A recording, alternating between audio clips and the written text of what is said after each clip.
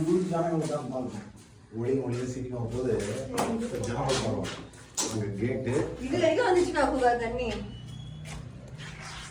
அப்படியா? அப்புறம் வந்து அந்த வீட்டுல இங்க ஒரு பொண்ணு இருந்துச்சு பேரு, அது காலி பண்ணிச்சுல மாமா. அது இருக்கிற வரைக்கும் நல்லா பார்த்துச்சுக்கா. ஓகே.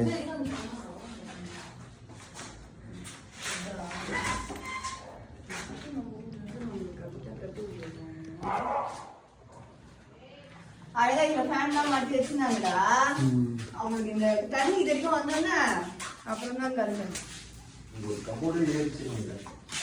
மாமா எவ்வளோ பயம். ஒரு